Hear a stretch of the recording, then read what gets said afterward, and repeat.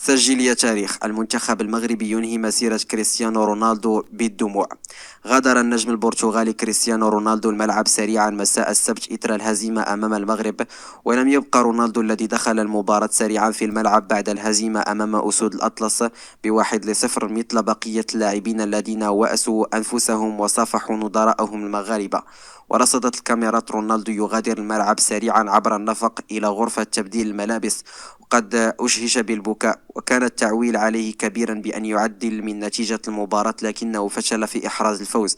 وهذا آخر كأس عالم يشارك فيه المهاجم البرتغالي البالغ من العمر 37 سنة، ومع الهزيمة تبددت فرصة كتابة التاريخ في المونديال. وكانت مشاركة رونالدو في ربع نهائي مونديال قطر أمام المغرب محل شكوك، لكن وقبل المباراة قرر مدرب البرتغال فرناندو سانتوس رونالدو على دكة البدلاء كما فعل في مباريات أخرى في المونديال. ولم يكن رونالدو سعيدا في المباريات السابقة التي بقي في معظمها بديلا. الفيفا يختار رجل مباراة المغرب أمام البرتغال.